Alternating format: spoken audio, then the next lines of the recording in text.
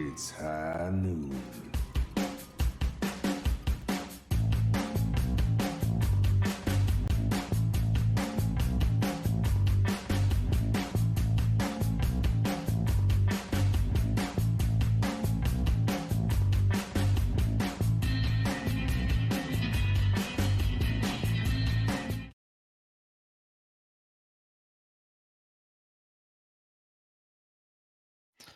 Hello, everyone, and welcome to episode 37 of Foul Play. That's Fantasy Overwatch League Play. I am A. Smith, here with our new co-host. That is Lord Heebie-Jeebie. How are you doing today? I'm doing pretty good, A. Smith. How are you? Well, I'm not doing as good as you because I did not win the Lord bet, and it's really, really sad. You slept on the Sombra. You know what? I bet on Boston, and that was the mistake of the lifetime. Yeah. No one should bet on Boston, guys. Just don't. Unless it's in football, because for some reason they just win. Yeah, or the start of the season. I mean, I don't usually know, they're man. coming out pretty hot there. It's nuts, man. But well, we're also pleased to announce, though, that we have irons in the fire about a new co-host. Man. And unlike bare hands, ours are real irons in the real fire. Yeah, literal fire. Yeah, that's how we choose our new co-host. We write their names on irons and we toss them into the fire, and whoever emerges. There's also a branding here too. I mean, after that, that's what you do with irons in the fire, right? You brand people. Okay, maybe we're going too far into this. I don't know. Hey, but you know what? New co-host probably next week. We'll see. Prove your worth. That's all you gotta say. Hey, it'll be fun. All right, we're gonna kick it off with the leaders and feeders section. Guess what? There are a lot of leaders and not so many feeders this week because that's how life works. Also, we're not going to talk about the maps that were missed by San Francisco and Houston. Look, that should have been a really big high-scoring game there. However, two of those maps were not there. So we're just going to avoid that altogether. HighNinja.gg has addressed it. They sent a big link in the deal saying they can't really do anything about it because of the API. So Blizzard gets it together. Yeah. And if you're using the HighNinja.gg service and you want to voice what you want to say, I do believe there's like a discussion forum about it right now. So like if you want to be like, if you have an idea of how you want to see things done in the future, how you want these things corrected, then yeah, go make your voice heard on that, and they're giving you the avenue to use it. So if you want to use it, go ahead and do it. Exactly. Speak your mind. This is a democracy. Or soulless democracy. I don't know. However he's going to run it. I don't know. Yeah. But use it. All right. So we're going to kick it off with the leaders for the support category. I'll take the first one because I just really like Ryu J Sexy. I mean Ryu J Hong. It should be Ryu J Sexy. That Twitter handle is just really good. Really good Twitter handle. Look, kicked it off. Best 194.65, combined 321.22. That's best overall. Period. Just best overall. Just killed it. J Hong's back. Maybe Soul looks good. I'm cautiously optimistic here about Soul, about the J Hong. I think he's still starting. I don't see Highly is the replacement, but I don't see him taking over. I think J Hong's still there. So that brings good news, especially to my fantasy teams that have J Hong. Rest assured, he is the starter until Soul does something that Soul normally does and just throws J Hong on, main tank, whatever. Right. We all have our scars from our Soul experiences for sure. But I mean, Soul did the A and B team thing this week again, but J Hong was a mainstay. Didn't leave the stage. So that's 1 star in his sticker book. But the second one is that J Hong's back on Ana. When a lot of teams are making this Sombra switch, D.Va is out of the picture in your team comp, meaning that biotic grenades and even just your standard fire is no longer being defense matrixed, which means 75% of stats are made up, so the 80% more of your sleep darts are going to be hitting. And yeah, J Hong is being able to use his best hero, and also this is kind of a proving point that Ana will be getting good fantasy stats. Even if, like, he's probably going to be switching back and forth between the Zen. Transcendence is getting you a ton of fantasy points, but it sounds like the Ana is doing just as good, or like maybe is slightly behind, but keeping you a good high scoring player. I wonder how they adjust with the healing, biotic grenade healing. Are they adding those stats? They're adding the splash healing. Yeah, but I'm assuming like the because it's increased healing for while they have the duration. Yep. So that I'm assuming that's super boosted healing per grenade. So it could really, really help. Yeah, it's good. The only change that I could see was like the change forever ago where Ana no longer can pre-heal. Like when you're pre-healing, you just statistically be getting more heals in because some of your darts are no longer doing any healing now because they're hitting full HP targets. So you're losing like a tiny bit, but that's the only like mechanic change to Ana that I could see changing fantasy points wise. But for the number 2 support, I'm going to say Luffy, not sure which one.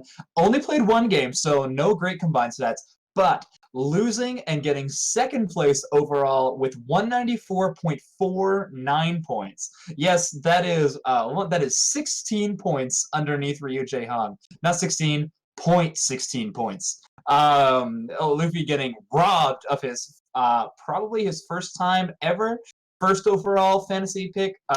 Unfortunate for him, but he popped up. Shanghai, they're good. Just news alert, they're at least top 6, if not top 5. And they're going to be earning a lot of points, especially this week, which we'll be talking about upcoming. I agree with you. Luffy tore it up. Shanghai did really, really well. Overall, it was a good match there for them. I mean, I think Luffy may have had a number 1 overall through this season. I believe there was one week that he did. Don't quote me on that, but he was up there one or two times throughout the season. So he has the potential, man. And calling the Shanghai fortune tellers, they've been running this Somber comp since like stage 1, so they got the reps in, and so Luffy knows how to play flex support around the Somber comp, and evidenced by number 2 overall by 0.16 points. Unfortunately. That's fair. All right, well, I'll take number 3 here. That's Dogman. He's been on here so often. Is he still just a leader? I mean, is it even surprising anymore that Dogman's leading? Look, 172.94 in best, 342.45 in combined. That's number 1 overall in combined, I believe. Yes, that is number 1. Yeah. And in support, that's somewhere in the top 4. Top 10. I think it's like number 4. I'm looking at it right now, maybe 5. But hey, look, Dogman continues to get you points. He is now a bona fide support one in my books. There's nothing really to say here other than let's stop being surprised Dogman's here, because he's here and he seems like he's here to stay. That's something that warms my heart. A great American support. So Team USA could consider using him instead of Ruckus or Sleepy. Just saying. Just putting it out there. Okay, since we brought up Team USA, how in the world did Arrow get picked over DPay this year? I am so frustrated. DPay, number 4 team in the league, has been on an ever upwards trajectory since stage 1 of season 1. Okay, like this guy has not slowed down. I am unbelievable, voters. Wow, America gets a vote wrong again. Who knew? Anyway, I will take the tank cat. Why don't I take tank category and you take DPS category? Just do it. Yeah, there's 2 and 2. Okay. I like it. Cool. So for tanks, number 1 in the best category, we had Hatba, and number 2 in tank category, we had Dako. So again, this is like Shock, Houston, and a couple other teams are both exempt from this scoring platform because we missed some maps. But now we get to highlight a couple players we don't normally do. Hatba didn't feed. Well, in fantasy points, he didn't feed. Getting 145.90.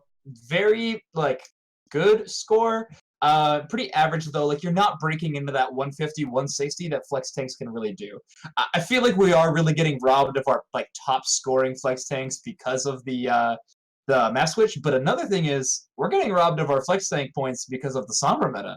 Like especially since a lot of these DPS players have been in favor of playing Sombra over the flex tank players. Like for example, we have Dante coming in for Cool Matt, which Cool Matt wasn't scoring that big, but that's one example. We have Sabi Elbe coming in for Meko, which is probably the biggest one. And then Shanghai doesn't even play a flex tank player like for the entirety of their season. So I would be wary about some of the flex tanks you own.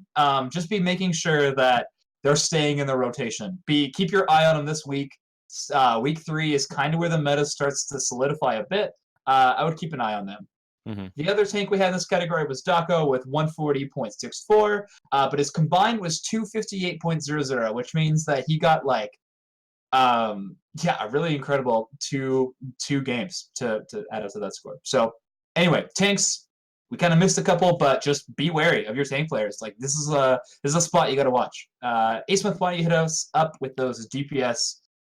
All right, man. Let's take it. Look, we're kicking off with Baby Bay. I think he was here last week too, so no surprise again. Somehow Atlanta just keeps getting those points. Is Atlanta the new Valiant? I'm not sure, but I'm starting to think they are. They just get Atlanta's fantasy good points. though. Well, okay, that's fair. But Valiant was like last season. Valiant, like okay.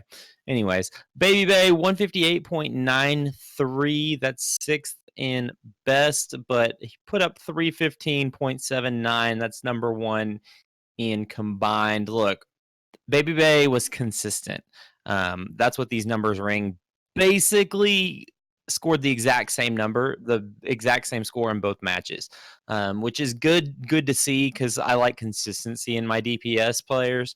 I like consistency in all of my players, if you're going to be honest here. But that shows something good. Baby Bay is going to continue to rack in the points here. I really like their next matchup. So that's something to throw in there. Munchkin is second here. He put up 189.81. That's first in best, and they put up 240.34. That's 10th in combined. Munchkin had a really good one game, and then the second game, I think they do some substituting in the second game. Is that what happened?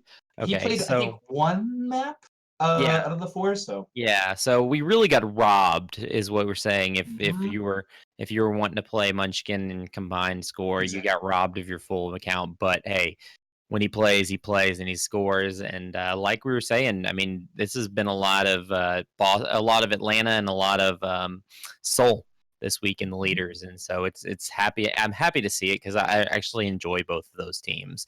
that's true. Mostly Atlanta because I don't know. I just like the smack talk. I like the vibe they give off. It's just a fun vibe. So I don't know. They're like the much better version of the Outlaws in my take. So well, Deathblow's not here to fight it. So I like it. That's a fun take. Hey man, that's how it works. So we're gonna kick it off with the feeders here. How about I take support, you tank, and then we can rock paper scissors for DP. No, I'm just kidding. I'll take the DPS. So we'll kick it off with Sleepy on support.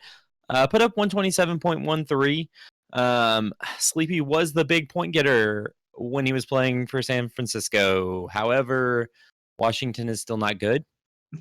In fact, they are very bad still.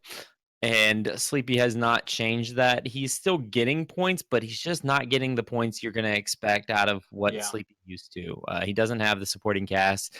Mainly, he doesn't have the main tank there to help him because he's always dead. Well, that's what I was going to say, is that Janus gets deleted, but if Janus is the first one to die, Sleepy is the second one to die in these Justice games. And I don't know if that's bad peel from the main support, #PlayFozix. I don't agree with that at all either. That was pandering. But Sleepy's dying very quickly in these fights. We know he's an aggro Zen. This guy likes getting those kills. But if there's not a big shield in front of him, he's got nowhere to turn around to poke. So I mean, if I were the other team, I would aim for your flex up second. Once the main tank's dead, go for that flex support, because then you take out healing damage combo. Come on, man. I mean, that's just what you want to do there. I mean, if I am writing the script, if the main tank's always dead first and you don't even have to try to kill him, go for that flex support, and then the rest of the team's just there to die. Especially in the meta we're at right now, it's not like there's a Widow that's just like can take 3 headshots and level the match real quick. So why don't you go with the tank? Show us who it is. Tell us. Sure. In a newspaper headline that you hear every single week, main tank fails to break the 100 points of the GOATS meta yet again. Gesture, feeding, what do you know? Dude can't adapt to GOATS meta. Guy was unreal on Orisa, Winston, even Ryan when it was a 2-2-2, when he had Fury playing that Zarya, had to back him up. But when they are playing this tank meta, Gesture just cannot seem to get up there. He's had weeks where he breaks that even that 140, 150 mark. But this week only scoring 96.46 points, not breaking the 100. London will forever be that just frustrating, underperforming team until they explode. And I think in fantasy points, that is terrible. Guys, we freaking You don't score points when they explode. You're only waiting for that consistency point. So if you're a London fan, don't worry. They'll clutch it in playoffs. If you are a London fan who owns them in fantasy, I don't know, pick out what you want carved on your tombstone, because you're not winning your league. Badosin, maybe, and then maybe Prophet are probably your only two that can get you somewhat decent, but it's still not. Fury is still scoring good points, but okay, consistent points at the very least. Yeah, he's consistently like a tank too. I think if Overwatch League expands their stats page, I think Ultimates Negated being like a 50-point scorer would be awesome. That'd be really cool to see if we had some more detailed stats. So what you're saying is Diva, basically every time all Diva players get extra points for that, then you're gonna have a big gap. Maybe damage block too. Anyways, exactly. Damage block. We could even hit critical hit. Anyway, so I'm actually going to steal this DPS category from you because come on, that's my guy. That's my guy. Okay, well, then if you're allowed to do it, I want to explain kind of these stats in a disparity we have. Go ahead, and I'll have to erase everything you're going to say here, but go ahead. No problem. In the leaders section, we had Munchkin with a best score of 189.81. That means he's playing Brig the majority of the time. However, a lot of this stage comes down to maps. Numbani, you're playing Pharah on attack. That is a big point getter. I don't think Anubis is in the pool, but some of these 2 CPs, you are getting Junkrat in that play. That's unreal. Munchkin is a good player on both of those things. He's going to be scoring a lot of points when he's not just stuck to Brig. Can we get rid of Brig? Delete Brig? Hashtag delete Brig? Yeah, just delete Brig. Zachary did not have the chance to flex. Dude just played Brig. So, continue. I mean, it doesn't help that we got 4-0'd. So, I mean, what are you going to do? And then, we only played 1 that week, right? No, we played 2. You played 2. We played 2. Roughly the same points. It was 3-1 and then 4-0. So, we got, it was fun. So, good week to be Dallas fan. Good week not. So, in Arrow we trust, maybe? Yeah, no, I'm not a big fan. We were talking about it, DPay for Team USA, but what are we gonna do? Zachary bombed it 104.41 in best, 199.84 in combined. Didn't even touch 100 in the game. They got 4-0'd. So when Dallas loses, they lose big. That's what we do. When we lose hard, and when we win good. For some reason, we can't figure it out. We can't make a balanced 5 mappers. So that's something to watch with Dallas, because I haven't noticed Dallas going to many 5 mappers. We just either fall apart or we just roll them. So seems maybe they're emotional. Maybe that's what it is. I don't know. Maybe. I think that is an easily seen truth if you look at the stage, but which is really ironic that they got the first homestand like, of course those players were going to dominate with that, right? Like, they're exactly the players that get fueled with that fueled pun not intended. Did you do that? I was My like, bad. come on, Yeah. man. Oh, it was real bad. But and that's gonna be a fun thing to see how homestands go in the future because Mhm. I mean, in general, home games teams. I wonder how much of a home field advantage there's going to be every. I mean, next season is going to be the season to watch where we see. Okay, well, is this home? You know, is there a home? I mean, I'm gonna watch the percentages next year of home wins versus away wins, and if Yeah. it's like other sports, which I mean, other sports, there's a big discrepancy typically. You win a lot more home games than away games. That's just the way it is. And for different reasons, I think like my I'll give my 2 cents because this is my only platform that people will listen to in terms of Overwatch podcasting. When we hit home games, I these players are so young. Like 18 is like by far the vast majority of the age, and these guys have not grown up playing like the top of the line high school play. They've not been like getting into the college before they get into pro league. Like they haven't played in front of these fans. This is the first time they're experiencing it. Even if it's not, they haven't had like a full year of playing in front of like a expansive crowd. So one, I think it's going to affect a lot. The thing that I think will take away from the effect is, man, it's going to be crowd dependent. Like, who knows? I mean, we saw some pictures from the Chinese like fan bases showing up. Guangzhou filled like a flippin' like first floor of a mall. Like, From someone who's been to Guangzhou, that place is awesome. Yeah, So this place is the gonna people be. are amazing. I'm like, for the Chinese fans are going to show up and it's going to be awesome. The Korean fans are going to show up. Can you imagine that Seoul game? Oh, The Seoul homestand? That's going to be it's crazy. gonna be awesome. But will London? I don't know. They're good, but do you think their fans are gonna show up I in think they will. droves? I think they I will. sure hope so. I hope it I think affects, they but will. like that's one Paris of the will, coin that's flip for spots sure. for me. Paris will. They will be booing their own team. But anyway. Ah, come on. They're going to be singing the national anthem. That's what they Yeah, do in Paris. that's true. And carry baguettes and wear bit no, I don't know what those hats are Man, I called. love stereotypes. All right. Hey, that's how we got to go, right? But hey, if you watch the Paris match or the World Yeah, Cup, they you're actually right. had baguettes there. So, I mean, Yeah. they were filling their own stereotype. What do you do? I Yeah. don't know. When people play into it. Don't do it. All right, we're gonna go with this. We're just gonna move on to the schedule here. We are spiraling out of control here. So we're gonna we're gonna tell here. We're not gonna go through every individual match. We're gonna name the teams that play twice, the teams that play once, and then the teams that don't play at all. Spoiler alert, no teams don't play at all because I guess we're all gearing up for homestand where like half the teams don't play. So that's kind of how that works. So I'll read off teams that play twice. That is the Houston Outlaws, the San Francisco Shock, the Dallas Fuel, the Boston Uprising, Hangzhou Spark, Vancouver Titans, Paris Eternal, Chengdu Hunters, Shanghai Dragons, London Spitfire, Los Angeles Valiant, and Florida Mayhem all play twice.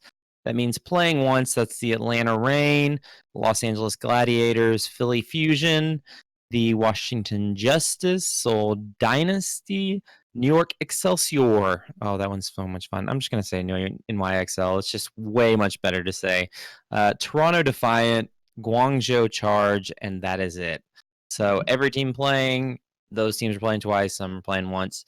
I just love the teams that play twice because you get a mulligan in best. Yeah. I mean, it's just like, okay, you know what? We screwed up that one. Let's just do better next game. So it helps from my stats. But we'll go over the potential 5 mappers. Why don't you take 3 of them? Okay, sure. Well, the first one I want to talk about is Paris Houston. This is probably Houston's most challenging game, apart from the Toronto game. I think the Toronto game will be more challenging, but Paris is struggling to make a name for themselves again. They want to be known. Shutting down a streak is one way to do that, but on the other hand, Houston is on a hot streak. Paris they did beat showed, San Francisco. Yeah, that's a real big hot streak. The only thing is, I think Houston's going to win in a major way, so I probably wouldn't be playing Paris players. I think Houston's going to win. Paris does not look like they know what to do against the Sombra. They just know. I would be playing Houston players over top of the Paris players. Second game I want to talk about is Dallas Shanghai. These are two teams that are decidedly within that like top 7 or 8 at least. Well, I think Dallas is still in there. This is probably that placement game. I think if this game is close, you're like Dallas and Shanghai is in that top decision. Both of these teams seem to score well when they're doing well, and I think this is going to be a close game. I know that this Dallas is the infamous if we lose 0-4.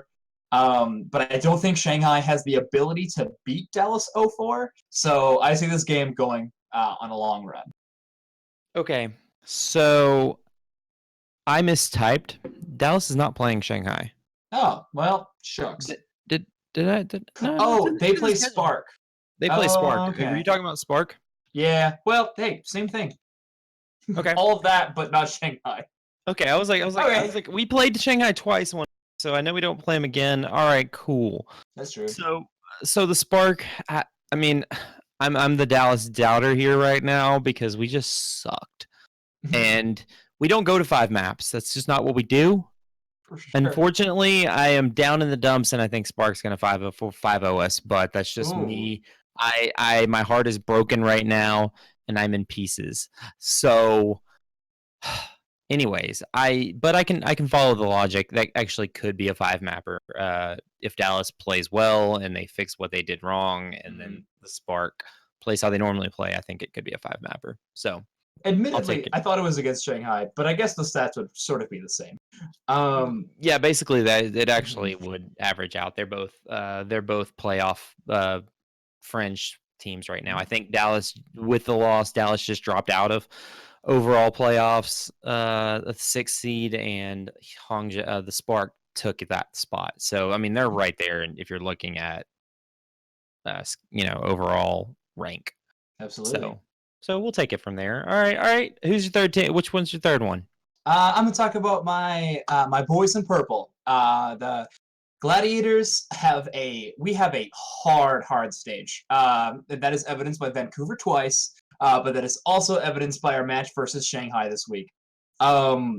Shanghai, like I said, is in that top 5 easy. I think it goes like the big 3, then Gladiators, Shanghai. Shanghai is playing incredibly well, just demolishing easily the most improved team, as we have said from season 1, obviously. But Gladiators no slouch. I love the changes they're making. I'm Canadian, so I'm a huge fan that Surefour is seeing the stage 100% of the time. Second that. Yeah, I'm not Canadian, and I second that. You still second that, yeah. Side note, I think that is a lot of like just in terms of experience, and in terms of what kind of heroes you play. Like I think that projectile players are a lot more of these playmaking players. When there's a Brig as a positioning tempo-based DPS, not DPS. Oh god. I did the cardinal sin and I called Brig a DPS. Anyway, Gladiator vs Shanghai should be a good match. We have such a hard schedule that I don't think that we can that Gladiators will be taking any match lightly, and Shanghai will be hungry to beat the teams above them. And so this will be a well prepped for match, and I don't see either team sweeping in any direction. I'm not sure I see a game 5, but I do see a very close 3-1 for the Gladiators. Okay. I can follow that. I got a question for you. How did you become a Gladiators fan when you're Canadian? You couldn't take Vancouver or Toronto? Well, I mean, I've been watching since season 1, that's fair. I didn't have that option in season 1. So, I chose Vancouver before the season 2 started, so that's my number 2 team. Okay. Yeah, so excellent. I mean, if you're there, I mean, you could always pull a Blevins and just blindly switch your loyalties because that's what he did. That's true. Just New York, Toronto, switching. That's exactly what he did. I do live in the States now, so I'm still holding out hope for that Chicago team that will never come. But Gladiators, yeah, I mean, I followed Surefour, and I just really like their style. When they came out and beat London in the preseason with triple DPS, I was like, all right, great. Well, I'm sold. Well, that's why Chengdu is my number 2, because I freaking dig their style, and my sister's Chinese, and I've been to China, so that's sick. I love China, And yeah, I mean, Right. that's So we're both evidence that the home teams works. That's it. I mean, well, Dallas is my home team there, so Right. So twice. that's it, man. All right, cool. So I'll take the other two. That's Seoul and Spark. Look, they're both teams right now that are fringing on playoff spots. They're both contenders there. Seoul they're having to work a little harder. I think their schedule, right? I think their stats. Let's see, overall playoffs. Yeah, Seoul is one game behind. I think actually they're half game behind. You want to know how half games work? That's because they've played one more match than the other team. So a win here that puts them over the top, and they would be in the sixth seed. So that's fun. Look, I think they're both right there. This game's going to go back and forth. As long as Seoul plays their A team, I think I'm actually going to take Seoul here. They've looked so good. Oh, what the hell? There, But from a fantasy perspective, they're scary. Oh, Monday Night Raw is here tonight. You're not wrong. No way. Just play for UJ Sexy and get you some points because this should go to 5. It should be a blow for blow match, and that's what we want. We are going. All right, I'll take the next one. Atlanta, Philly. Right well, if we're being honest, this was like the weakest potential map 5er. Like this is the could be Oof or map 5. Like I really don't know who shows up. They barely beat Boston. Yeah, Philly barely beat Boston. They did take a map off the Gladiators, so come on. You know, I can't buy into Philly anymore. I mean, until we get a hit scan playing, until I can see Carpe do Carpe things, until I can see Fraggy, or just not Sato. I don't care who it is. Play Dogman, or not Dogman. Who do they have? Elk. Play Elk. Well, he's in Korea now, so probably not. That's fair, but you know what I'm saying? Like, just play some. Sato is like, he is just not pulling it together, man. Yeah, I don't know what it is. I don't know if it's Carpe not knowing when to bubble, I don't know if it's EQO not knowing when to take aggro as Brig when Ryan starts getting weak. Because if you watch like good match, like Rascal, Surefour, like these good Brigs, as soon as Ryan has no bubble and is in trouble, that Brig is the front line. Like they are sweeping in and taking that. And I don't know if like Philly is like maybe EQO's flanking and trying to get kills. Who knows? But I don't know what they're doing, but they look discombobulated. Question: do you play any Philly players, even if it's in like the top like high scoring? Like, do you play Carpe, Boombox, or Poco? I mean, you got to play Boombox. You got to play Boombox. He's a flex DPS or flex, not flex, basically flex DPS. He's a flex support, and he's they get points. So you've got to play him. Poco is he's a coin flip. He X in my book. I mean, he did terrible last week, but he didn't do quite as bad this week. So, that's true. And if he's got a map 5, that'll be big. Yeah, and I mean, well, are they playing anybody? No, they're just playing Atlanta, so they're only playing one map. So, if you've got them and you don't have any better options, you got to roll. You got to roll a dice, especially with the possibility of them playing. They're playing Atlanta and going to Game 5. Atlanta's a middle of the road, high middle of the road team, whereas Philly's probably a low middle of the road team. So, there is a chance that Atlanta doesn't bring their A game, and if they don't bring their A game and Philly does, Philly wins. So, I think you're gonna roll them out this week, but this is one of those weeks that you would, as opposed to you watch another week where they play like Vancouver and London or something, and they're just gonna get trashed. So. Fair enough there. Potential oofs. I'll take 2. You take 1. Okay. Well, I'll give you the easy double jointer then. Okay, cool. Shock Boston. One team is super good. One team is not. That is terrible for fantasy points. Shock Boston is a certified Blevins Statboy 5-0. I would not play. Man. I own Aim God and I have been hurt. I have been so hurt by Boston, and that was frustrating. So I'm not playing any Boston players if I can, even though they've been showing these like heavy DPS looks on control maps. Like Blase has been playing the Tracer, the Pharah, or actually Color Hex is usually playing the Pharah. But like, man, even then I'm staying away from Boston players. But they're playing Paris also. Is that a game that I look at and you're like, maybe? Man, from what we've seen, 2 weak teams hitting each other also doesn't give that many points. Okay, So let me play devil's advocate here, EBGB. Shock lost to Houston. Okay, but they're not going to lose to Boston, Smith.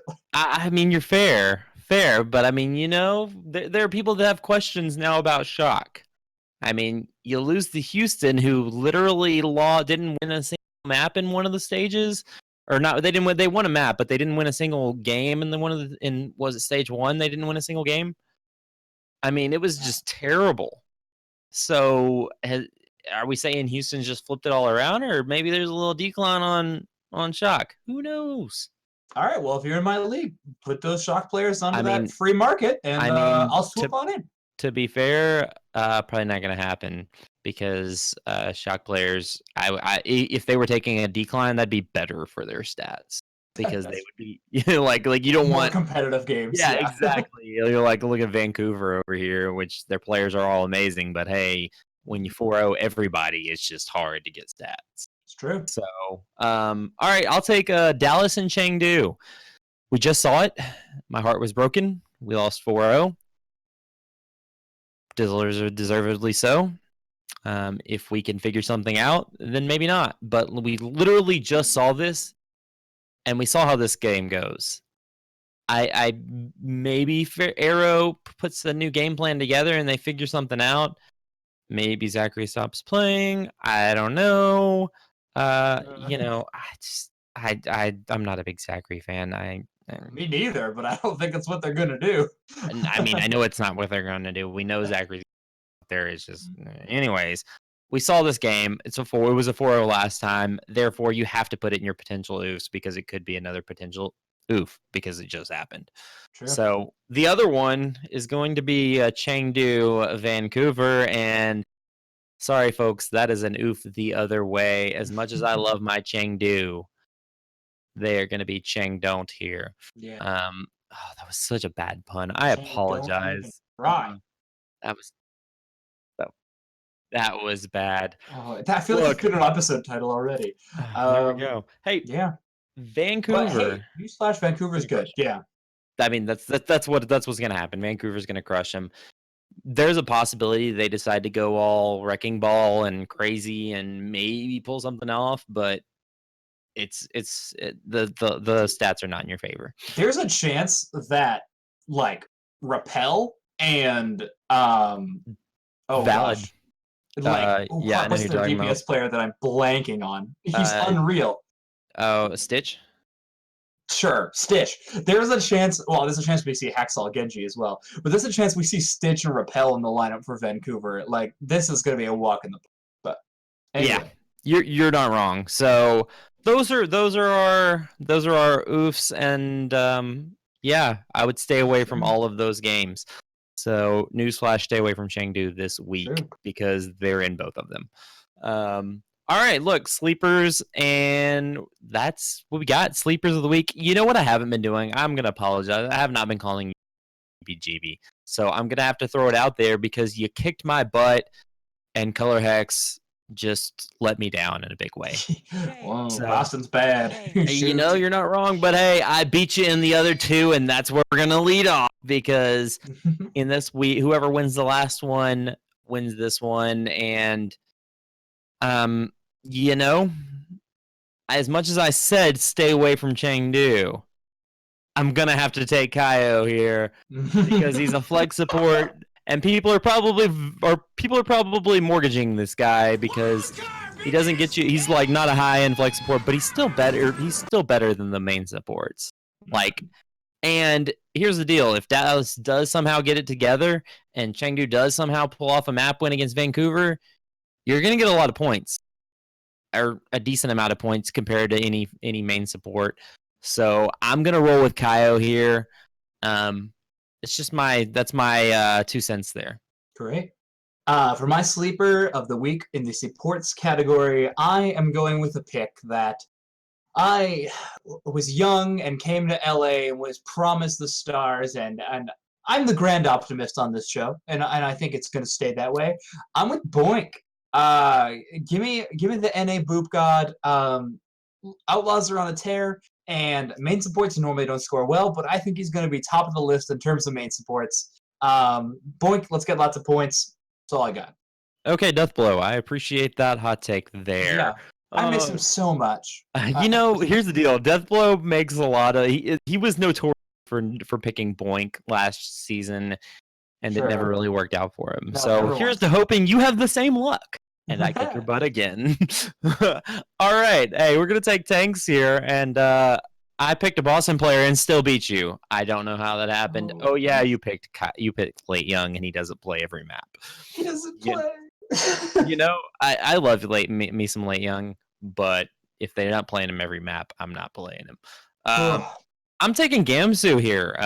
Shanghai, even though they're not playing Boston, or even though they're not playing Dallas this week, they are playing the Gladiators, and they are playing somebody else. They are playing the Valiant. They're playing both Los Angeles. And I venture to say that these are going to be some relatively close matches. For some reason, Valiant tends to get some fantasy points, even though lately it hasn't been. So maybe the teams they play against are. Gamsu also this week was in the top 10 in tanks. So it's almost cheating, but to be real, Gamsu hasn't scored a lot of points, period, before that. So I'm going to take Gamsu here, and on a hope and a prayer, we're going to see how he does. Those are very well made hopes and prayers. I honestly think this might be Shanghai's best week for points in this entire stage. But I'm going to continue on with my death blow impression, beards and stuff. I'm choosing Fact Fiction as my tank. Valiant's on an up. They play Shanghai, which is way out of their league, but I think they have a chance to make it competitive. And they also play Vancouver. Maybe he hits some shadows and gets some points. I don't know. This was a bad pick. I regret it. Anyways, let's move on to the DPS. Don't ever regret your picks. Don't ever regret them until the next week when you know they regret stink. 2 of them now. Yeah, exactly. I regret Color Hex, but you know what? I can only regret him this week. Couldn't have regretted him last week on my pick. Why don't you take the DPS? Because you kicked my tail. Sure. Lord I kicked your tail because I chose a Sombra pick. Sombra's very good these last couple weeks. This week, I'm going to choose someone who plays the Zarya for a bad team. Let's go Paris Eternals, Donye. This guy gets points when he's not playing in the GOATS setups. When they are playing DPS comps, he is scoring well. He is playing well in the Pharah. He's playing a Junkrat, and he's even the one who normally plays Bastion for them, I believe. So Donye is set up to do well when he's given the heroes to work with, and that's why he's my DPS sleeper this week. Okay, well, that's a valid pick. I'm going to pull my Deathblow impersonation here and pick Jake because the Jake rat is back. Or, Jake playing some form of DPS and Houston being good. So, I look, he's not my first pick. I probably would take Linkser first, but since a lot of people still have Linkser, which I'm not sure that would be wise at this point, but hey, wherever your stats lie, look, I think Houston is revitalized. They're playing some close matches, and they're going to play to win every match. They got Paris and Florida, so they've got some easier matchups this week. I venture to say they're going to win both of them. We're going to see a little bit of a Houston revive. Cool. But Jake playing every match, and we didn't see a lot of it was Cool Matt, right? It was Cool Matt that was out. Yep. And Dante was in for him some when they were running the Sombra. So I would love to pick their Sombra, but he's not in all the time. So Dante is a little daunting for me. Yeah, I was just going to ask, and so I looked it up. Yep, terrible pun, so I'm skipping over it as fast as possible. Dante, in his combined stat, is getting 133.76. Is that right? Okay, 133.76, but he's missing maps. So yeah, I was like, to be fair, we're missing maps. In his best game, which is their game against Boston, which they won in map 5. Well, no, Yeah. It's only 81.73 points. That's not great. I would not pick up Dante. Anyway. Yeah, and I think the maps they had were the maps that Dante played. So, I be wary there, but I think Houston is on the upswing, and I think picking Houston players this week is actually a good idea. I didn't do it because I actually want to beat you. So that's how it's going to go there. I mean, look, it's been a really, really fun episode. We don't have any questions this week, but listeners, hit us up with questions. We have a mailbag option in the Discord, so throw over your questions. We will tweet out next week asking for questions, so new people can get there. We have it's at discord.me/highnoonpodcast. Hit that up, give us some questions, follow us on Twitter. That is at HNP_foul play. Is that right? Look at that. You know what? If it's not, just search foul play and find the one that has the Overwatch logo, because that's the only one. It's got an Overwatch-ish logo. Follow me at asmith_OW and follow HeebieGeebie at Josh the Geek on Twitter. And if you say my name 4 times into a mirror, I'll message you on Discord. Woo! Is that a promise? That's a spooky lie. Anyway, okay. That's all we have for this episode. Thank you so much for listening. I've been HeebieGeebie. That's been A Smith. And we've been Foul Play. We'll see you next week. See ya. Got his boots and he put on his hat. He threw the coin away that same day. It's in his past and he's not looking back. He says, finding mine now, God's my way. He's not good, but he sure ain't bad. He'll make amends for the sins that he has.